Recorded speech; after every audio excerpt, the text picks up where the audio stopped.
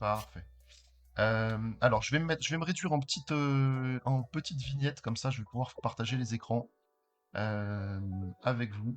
On va commencer tout d'abord par regarder très rapidement l'interface de Canva. Alors, vous connaissez probablement Canva. Canva, voilà, un grand écran. Est-ce que vous la voyez toute? Donc voilà, première chose qu'on va faire, c'est se connecter. On n'a pas besoin de cliquer sur s'inscrire. Se connecter est suffisant. Et vous avez une fenêtre qui s'ouvre avec la possibilité de vous connecter via un compte Google. Donc en principe, euh, on va dire que la majorité des personnes ont un compte Gmail qui est enregistré dans l'ordinateur. Et en cliquant sur ce bouton-là, ça permet de se connecter en fait, d'une manière gratuite, de choisir son compte Gmail et de se connecter directement à Canva d'une manière très simple. Et voilà, on arrive sur l'interface de Canva. Alors vous n'hésitez pas à me mettre une alerte, une main levée si jamais vous ne suivez pas l'étape. Euh, et donc, la première chose que vous allez faire, c'est dans la barre de recherche, qu'allez-vous créer aujourd'hui? Alors, ce qui est important, Nathalie, tu pourras sûrement confirmer dans ce sens-là, sur l'expérience utilisateur, sur l'UX. Canva, c'est, bon, comme la plupart des logiciels maintenant, c'est très bien fait. On est dans des couleurs, dans des tons, ils ont utilisé le bleu turquoise et le violet, et systématiquement, on va retrouver en fait ces couleurs-là dans les boutons d'action.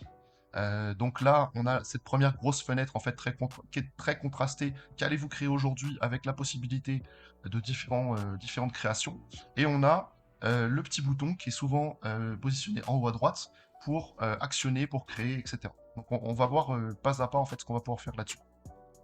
Dans la barre de recherche, vous allez taper. Alors, selon que vous recherchez à faire une bannière pour LinkedIn ou pour Facebook, vous allez taper donc bannière et LinkedIn ou Facebook selon votre choix, votre préférence.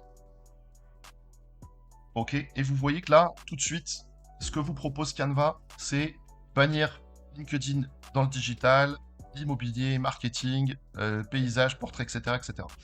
Vous pouvez taper sur Entrée, tout simplement, et vous avez à cet instant une panoplie de bannières qui sont proposées par des créateurs, proposées par Canva. Si vous n'avez pas de compte payant, vous allez pouvoir aller dans tous les filtres. Et dans tous les filtres, vous allez tout en bas. Tout en bas, vous déroulez donc sur votre gauche, vous avez une colonne qui vous donne plein de différents filtres. Et tout en bas, vous allez cliquer sur gratuit. Comme ça, Canva ne va vous proposer. Et vous cliquez sur appliquer, le petit bouton violet qui est dans la colonne de gauche, en bas à droite de cette colonne de gauche.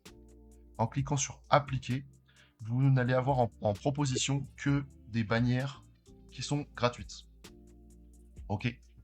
Alors, vous allez de votre côté, l'idée de cet atelier, c'est que vous puissiez faire en même temps, mais si jamais vous bloquez, essayez de suivre en fait pas à pas sur ce que je vais vous montrer là, et vous aurez la possibilité avec le replay, et en vous replongeant dans Canva, de réessayer, de retenter à nouveau. C'est vrai que 45 minutes, c'est pas très long. Moi, je vais avoir du temps un petit peu pour déborder après, donc selon vos disponibilités aussi, on se laisse le temps de déborder aussi. Euh, voilà.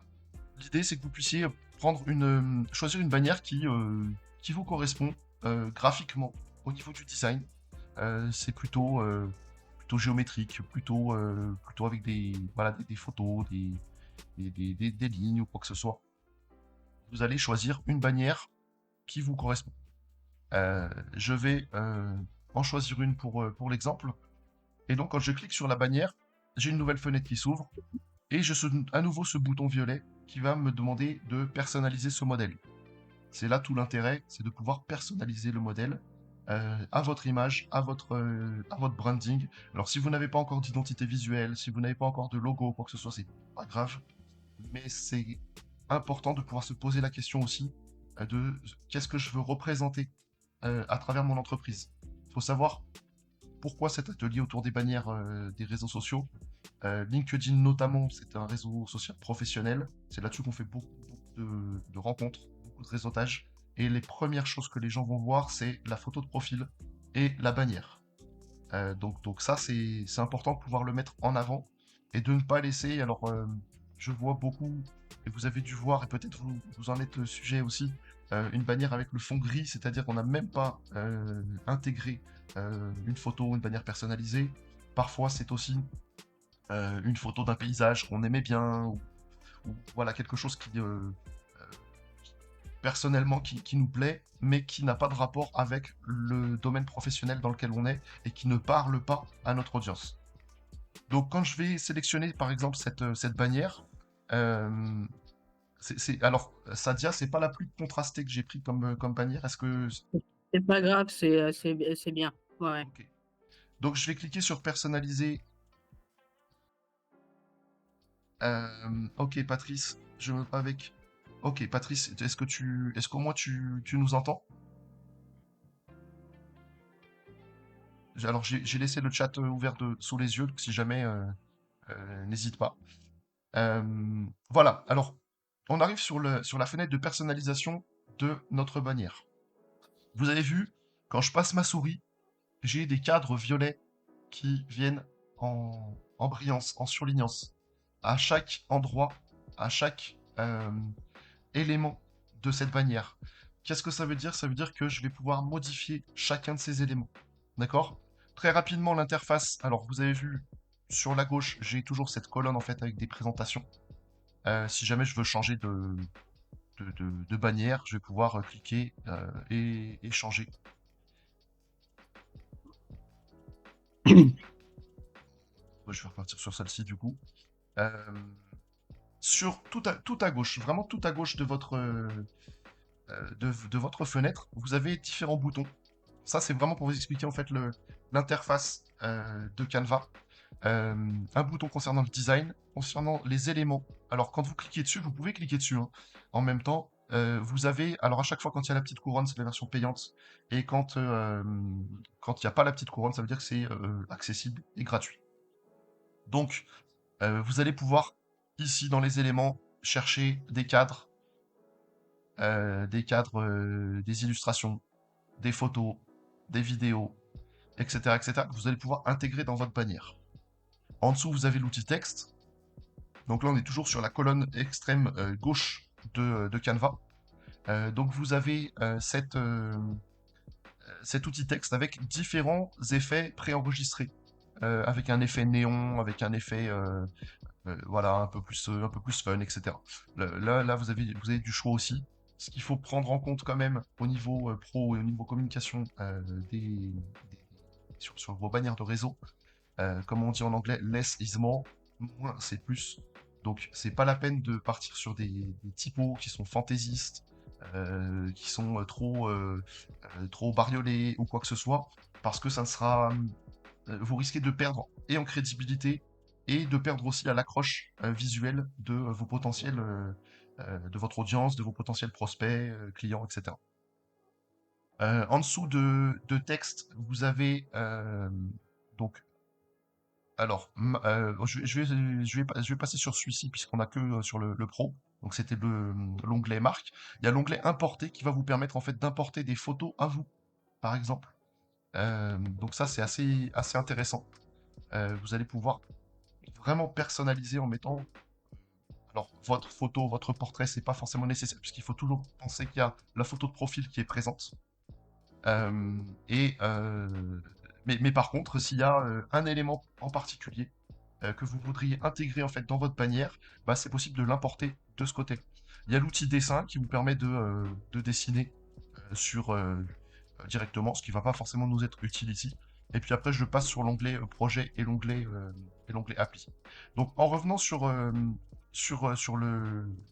notre bannière, vous avez vu chaque passage de ma souris vient encadrer un rectangle en violet. Quand je clique dessus, vous voyez que je le sélectionne.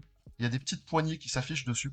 Et là, qu'est-ce que je peux faire? Quand je prends une poignée dans les angles, les poignées rondes dans les angles, je vais tirer et je vais étendre la sélection. Et quand je vais tirer les poignées qui sont aplaties sur les côtés, je vais pouvoir l'étendre, mais en déformant les proportions. OK?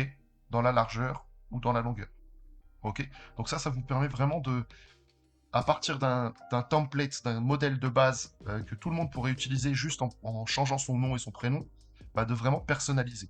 Ça, c'est sur la taille des éléments, mais vous allez pouvoir personnaliser aussi sur la couleur des éléments. Par exemple, je suis toujours sur ce rectangle rose, et vous avez vu en haut, j'ai une deuxième barre euh, qui me permet en fait d'avoir différents outils qui vont me permettre aussi de personnaliser.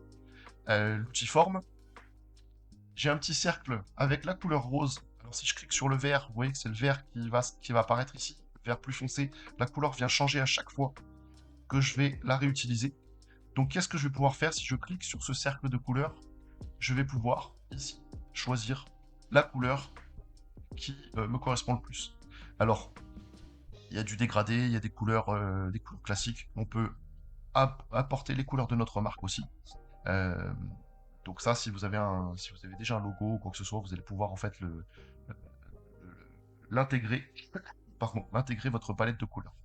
Là-dessus, si je clique, automatiquement, vous avez vu que ça soit le dégradé, que ça soit les couleurs simples, je vais pouvoir venir habiller chacun de mes éléments en fonction de ce que je veux. Ok pour vous jusque-là? Parfait. Oui. Donc sur cette partie-là, si jamais vous voulez supprimer des éléments, il vous suffit d'en sélectionner un et d'appuyer sur la touche Delete, retour arrière sur les écrans. Voilà, je clique sur effacer. Peut-être même si je clique sur supprimer, sur votre touche de clavier, ça permet de supprimer en fait les éléments. CTRL Z, ça vous permet de revenir en arrière si jamais vous avez fait une erreur, mais vous avez aussi les raccourcis avec ces petites flèches qui sont ici. La flèche qui vous permet de retourner en arrière. À chaque fois que je clique, je retourne à l'étape précédente. Ou la flèche qui part en avant et qui me permet de revenir en fait plus loin dans les changements. Ok pour ça? Ensuite, ce qui va être important dans une bannière, notamment pour les réseaux sociaux, alors si je vous partage, voilà, je vais vous partager ça, et on va aller sur LinkedIn directement. Voilà, ici, vous voyez, il y a une petite cloche qui s'affiche, qui permet en fait de s'abonner à la personne qu'on va suivre, et de s'abonner de différentes manières, donc sur toutes les publications qu'il va poster, sur les plus pertinentes, ou alors complètement de le désactiver. L'intérêt ici, vous avez vu sur sa bannière, là, Geoffrey, donc lui, il est spécialiste en prospection. Euh, Qu'est-ce qu'il nous montre ici sur sa bannière? La petite cloche et un appel à l'action avec la petite flèche qui vient juste au-dessus en fait de là. Donc vous voulez vous connecter, venez cliquer sur la cloche. On n'a pas forcément le réflexe de se dire ah ouais je vais cliquer sur la cloche, ce créateur de contenu ou ce professionnel en fait m'intéresse. Et pourtant c'est aussi le moyen de pouvoir connecter. Alors en se connectant directement à son compte, en créant en fait des vraies connexions, mais aussi en suivant le travail que lui va faire. Donc vous voyez là par exemple un message clair: prospecter en 3 heures, la formation qui vous réconcilie avec la prospection. Donc un message et une tagline. Une phrase d'accroche. Si on parle de... Vous connaissez tous des marques qui ont leur nom de marque et qui ont une phrase d'accroche. Si je vous dis juste Just Do It, vous savez de quelle marque je parle. Donc voilà, la plupart des marques en fait vont agir comme ça. Nous, en tant qu'entrepreneurs, auto-entrepreneurs, entreprises, quoi que ce soit, c'est important de pouvoir réfléchir à ça. Pourquoi je vous ai demandé de pouvoir vous connecter à ChatGPT? C'est aussi pour nous aider de l'intelligence artificielle pour nous suggérer des idées. Alors, il faut savoir que l'intelligence artificielle, la bonne utilisation qu'on peut en faire, c'est en tant qu'un assistant efficace qui nous fait gagner du temps, mais en aucun cas qui va remplacer en fait ce que nous on va pouvoir proposer, ce que nous on va pouvoir faire. Donc malgré les demandes qu'on va lui faire, c'est important de pouvoir personnaliser, de pouvoir approfondir en fait dans la discussion avec euh, avec l'intelligence artificielle sur les différentes demandes qu'on va pouvoir lui faire. Ok, ça c'est pour la plus grosse partie en fait, la compréhension de la bannière d'un de réseau social. Sur Facebook, c'est un petit peu différent parce que sur Facebook, vous avez euh, sur la bannière, je vais venir sur la mienne ici. Vous voyez que le texte ne prend pas tout l'espace. Ça, c'est pour que en mode responsive, donc affiché sur une tablette ou sur un téléphone portable, tout puisse être visible. L'appel à l'action est différent parce qu'il n'y a pas de cloche pour s'abonner en fait sur Facebook. Par contre, le fait de pouvoir mettre un bouton d'appel à l'action en appelant à venir, viens transformer ta vision en réalité, quand je vais cliquer dessus, qu'est-ce qui se passe? Ça m'ouvre en fait un descriptif de la photo que j'ai postée en tant que bannière de Facebook. Et ce descriptif-là, eh ben, je vais pouvoir à cet endroit-là mettre un maximum d'informations sur ce que propose comme service mon entreprise par exemple. De la même manière sur la photo de profil, on va pouvoir plutôt mettre une présentation de qui on est, qui je suis, ce que je fais, etc. Ce qui va permettre aussi à l'audience d'en savoir un peu plus sur nous et puis de s'intéresser aussi à qui on est et à ce qu'on fait, ce qu'on propose. Euh, je vous parlais de ChatGPT, donc on va jongler entre Canva et ChatGPT. Donc pour ChatGPT, la connexion se fait de la même manière que sur Canva. Donc vous allez sur le site de OpenAI, sur ChatGPT, vous devez arriver sur cette interface-là, et de la même manière, vous cliquez sur le petit bouton Continuer avec Google. Et donc vous allez choisir votre compte Gmail avec lequel vous vous connectez. Et vous êtes sur la version gratuite. Alors moi j'ai la version payante, je ne sais plus. Ah, voilà. Euh, Je sais pas si. Est-ce qu'il y en a d'entre vous qui ont la version gratuite mais qui ont accès quand même au GPT-4 ou autre chose? Oui, Nathalie. Tu as accès au GPT-4 et GPT-4o. Il me semble que c'était une des nouveautés. En fait, il donnait l'accès à la version payante à ceux qui n'avaient pas forcément l'abonnement. Euh, donc vous pouvez aller directement sur cette partie-là. Et là, prenons. Euh, si je prends dans le chat par exemple. euh, Bah, j'ai sous les yeux Patrice, coach mentor des introvertis, pour les guider à s'affirmer dans une nouvelle posture identitaire. Donc si je voulais par exemple créer la bannière de Patrice, je pourrais demander en fait directement à ChatGPT de me proposer des taglines percutantes pour un coach des introvertis et je viens coller en fait son descriptif, sa mission. Et je vais lui mettre de me proposer 5 taglines pour l'exemple. Quand je lance, donc j'appuie sur Entrée, et directement, très très rapidement, je ne sais pas si vous voyez bien, peut-être que je peux grossir un petit peu. Voilà, vous voyez peut-être mieux ici. Voici 5 taglines percutantes pour un coach mentor des introvertis visant à les guider vers une nouvelle posture identitaire. Donc les propositions, éveillez votre voix intérieure, affirmez votre identité. Ou l'introversion comme force, l'affirmation comme mission. Ou alors encore, transformer votre calme en puissance, votre identité en impact, s'affirmer en douceur, rayonner en confiance, ou redéfinir l'introversion de l'ombre à la lumière.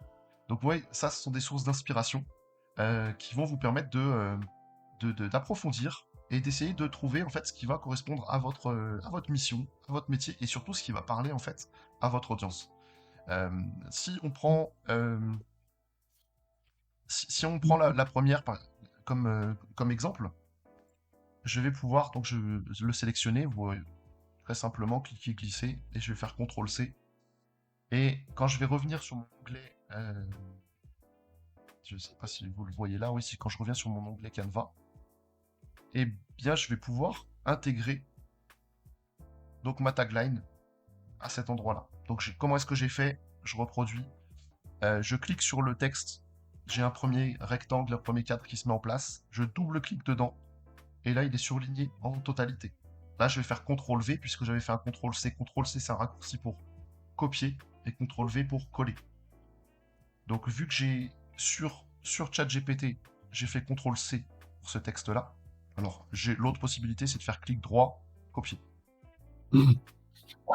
Et quand je reviens sur Canva, je clique, je double-clique, et là, je peux faire aussi clic droit, coller.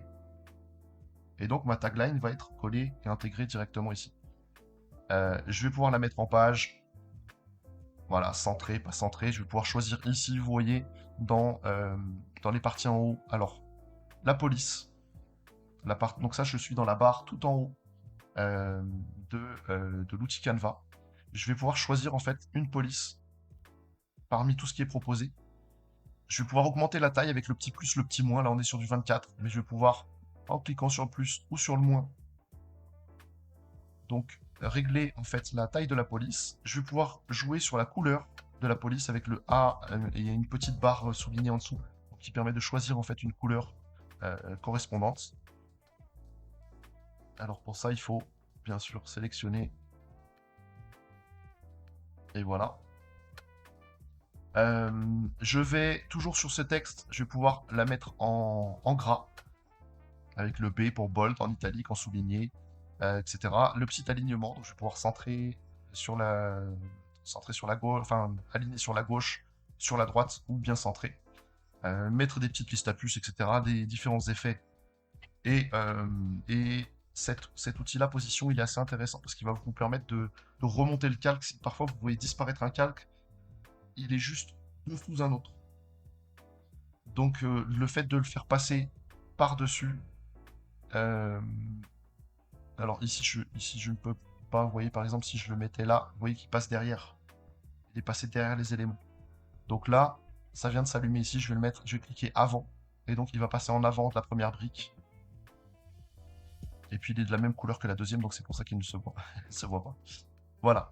Euh, Là, ce que vous allez pouvoir faire, c'est plutôt mettre le nom de votre entreprise, le nom de... euh, en fait, comment est-ce que vous allez être identifié. Votre nom et prénom à vous, il n'est pas forcément nécessaire sur la bannière, puisque, rappelez-vous, vous l'avez sur le profil, avec votre photo, votre nom en dessous, et de la même manière, en fait, qu'est-ce que vous faites, qu'est-ce que vous proposez. Donc ça, c'est bien de pouvoir mettre. Alors moi, par exemple, sur le mien, voilà, j'ai mis voilà, descriptif de ce que je faisais, mon logo au milieu, et puis l'appel à l'action avec clic sur la cloche pour ne rien louper, le rappel vers les petites cloches, etc. Comment est-ce que je vais pouvoir ici, donc je sais pas Patrice si tu m'entends, j'en ai créé une avec chaque introverti rayonne et sois toi-même pour éclairer le monde à ta façon. Ok.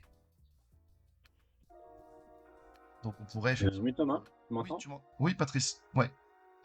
Est-ce que toi, tu as par exemple, ce que j'ai pris en exemple tout à l'heure dans ChatGPT, hein, euh, on pourrait intégrer avec celle que tu as mis, donc c'est rayonne et sois toi-même pour éclairer le monde à ta façon. Donc si je reprends par exemple la tagline que tu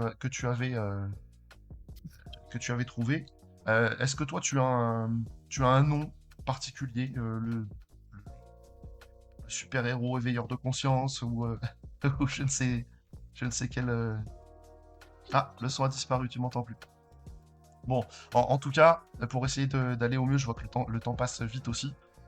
Si je reprenais donc avec mon entreprise qui s'appelle Les Trois Co, je pourrais ici effectivement donc mettre les trois co, rayonne, hop là, rayonne et sois toi-même pour éclairer le monde à ta façon. Euh, voilà, grosso modo pour cette partie-là. Sur la partie éléments graphiques, donc comme je vous l'ai dit tout à l'heure, il y a différents éléments qui sont accessibles. Et donc il me suffit de cliquer et de les glisser pour venir les intégrer. Et pour venir essayer de composer de la meilleure des manières de ce qui va me sembler le plus esthétique. Alors vous voyez que si je choisis ça, le texte du coup n'est plus très lisible. Donc il va peut-être falloir que je vienne faire un test et venir mettre un texte plutôt en blanc qui va se contraster en fait sur le fond choisi.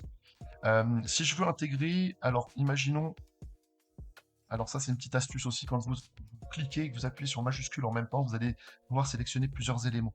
Donc je vais enlever tous les rectangles, parce qu'ils ne me plaisent pas. Je vais cliquer sur le premier, ensuite je vais cliquer sur mon clavier sur majuscule et la souris. Clic, clic, clic, clic, clic sur chacun des éléments que je veux supprimer. Et ensuite, je fais supr. Et ça m'enlève tout. Il y a la possibilité aussi de cliquer glisser. Vous voyez, ça fait un encadré de sélection qui vient tout sélectionner et qui vient supprimer. Je vais pouvoir importer une photo. Voilà, imaginons que cette photo, c'est une photo qui me parle. Alors, je dirais quand même qu'il faut éviter en fait les images et les photos qui vont détourner le regard du message principal. Vraiment, comme je disais tout à l'heure, less is more, le moins c'est le plus. Plus votre bannière en fait elle est claire et elle appelle à lire le message principal, plus votre bannière sera percutante et très facilement mémorable. Parmi tout ce qu'il y a, hein, je sais plus combien il y a d'utilisateurs de LinkedIn par exemple, et Facebook ça doit être, voilà, on rajoute encore. L'idée c'est de pouvoir quand même essayer de sortir du lot dès les premières secondes quand on va cliquer sur le profil. Ah, je sais ce que la personne fait, je sais ce qu'elle peut me proposer, je sais comment est-ce qu'elle peut transformer en fait ma problématique en solution. Voilà comment est-ce que je vais pouvoir utiliser cet outil-là. Donc vous avez vu ChatGPT pour essayer de vous trouver des phrases d'accroche, des taglines, pour être le plus pointu précis et le plus précis dans le message que vous voulez transmettre à votre audience. Et Canva qui va vous permettre de mettre en image, pardon, de mettre en image en fait justement votre bannière de réseau. Donc, comme je vous disais, la photo c'est pas forcément ce qui est le plus nécessaire, mais ça n'empêche que vous pourriez trouver un élément. Alors, il me semble que Canva en fait permet de travailler des images, par exemple, voilà, remplacer l'arrière-plan. Vous voyez ce que j'ai fait là? J'ai fait clic droit sur l'image et j'ai fait transformer. Pardon, j'ai ma voix qui déraille. J'ai fait transformer l'arrière-plan. Ce qui fait que je me retrouve avec une image, une photo en arrière-plan. Donc j'ai beau bouger mes éléments, l'arrière-plan devient ma photo. Donc là, j'ai beau cliquer dessus, je ne peux pas la bouger.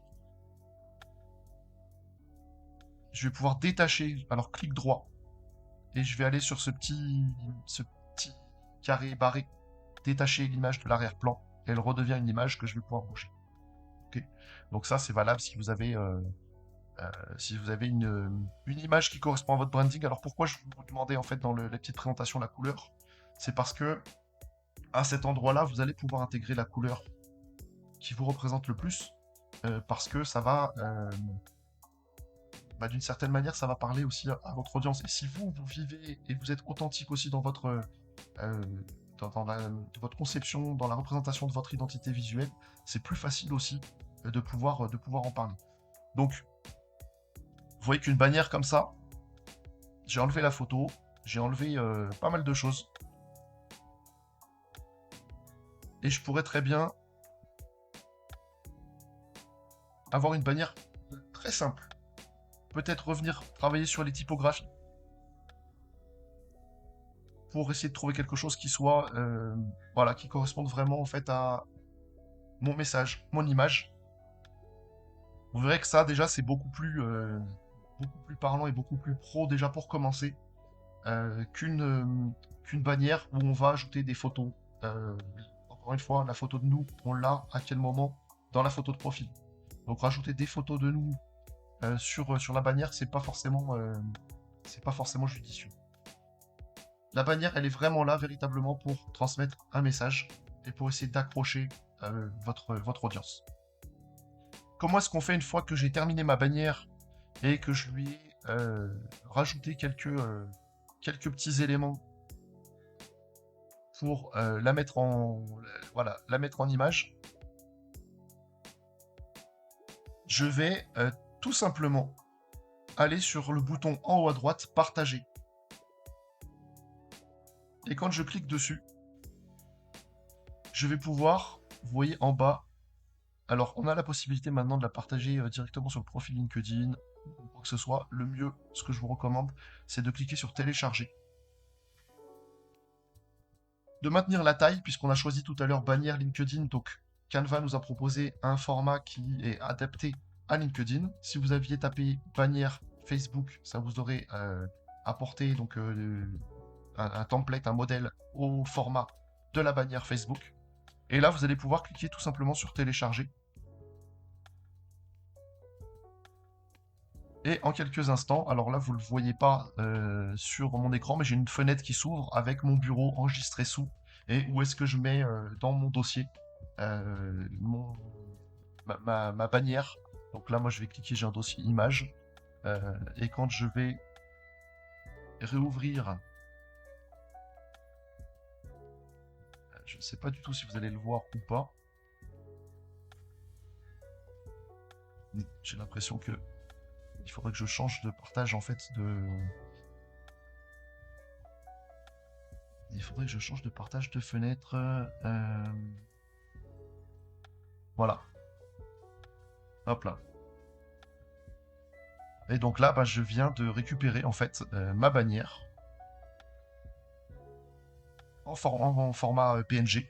Donc c'est un format image compressé qui me permettra du coup de l'intégrer dans LinkedIn. Vous savez faire, vous savez comment faire pour changer votre image dans LinkedIn, changer votre bannière? Oui. Oui, parfait. Sur LinkedIn, alors ça je vais pouvoir le couper là et je reviens là-dessus. Sur LinkedIn, il y a un petit crayon. De toute façon, dans beaucoup de logiciels, le petit crayon il permet de modifier. Et vous voyez ce petit crayon là, en fait, il va me permettre d'aller modifier la photo et d'aller chercher dans mon dossier en fait la bannière que je viens de créer. Voilà pour cette partie-là. Alors c'est très court. Je J'ai presque un petit peu débordé, mais on a commencé un peu après. Je voudrais pouvoir vous laisser du temps parce que certains doivent peut-être repartir. Il y a peut-être des rendez-vous en début d'après-midi ou tout simplement le temps de prendre le temps de faire une petite pause repas ou une pause sieste pour ceux qui ont qui ont commencé la journée plus tôt.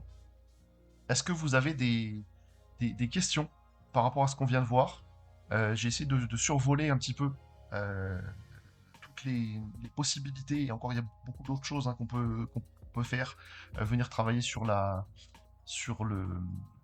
suppression d'un fond. Par exemple, quand on a une image, un personnage, et qu'on ne veut pas le fond, Canva nous permet en fait de supprimer le fond et d'avoir l'objet ou l'image en fait sur un, on va pouvoir adapter sur le fond qu'on veut. Il y a beaucoup de possibilités. La possibilité de rajouter des ombres, de rajouter différents effets en fait de lumière ou quoi que ce soit. C'est un outil qui reste très accessible et, euh, et qui vous permettra de professionnaliser votre image en peu de temps. Si toutefois vous y passez un petit peu de temps pour essayer de creuser le sujet. Mais vraiment, c'est un outil qui est très intuitif. Moi, j'ai l'habitude de travailler sur Photoshop et sur Illustrator, des logiciels qui sont beaucoup plus complets, beaucoup plus complexes même. Le côté très intuitif, d'ailleurs, Adobe en fait propose Adobe Express qui est gratuit aussi et qui a les mêmes fonctionnalités que Canva, avec voilà, des choix d'éléments, d'objets, de texte, etc., etc. Euh, donc, euh, donc voilà, il y a des possibilités. Bon, je pourrais revenir sur un atelier, d'ailleurs, dans le petit questionnaire que je vous transmettrai par mail, je vous ferai des propositions d'autres ateliers qui vous intéresseraient. Est-ce que la génération d'images par l'intelligence artificielle, c'est quelque chose qui pourrait vous intéresser? Est-ce que travailler en fait une publication, travailler un post, comment est-ce qu'on structure une publication pour les réseaux sociaux? Est-ce que ça pourrait vous intéresser? Bref, je vous ferai une petite liste en fait, et si vous avez quelques instants pour pouvoir m'y répondre, je vous en serai reconnaissant. Je vais arrêter le partage là pour vous voir à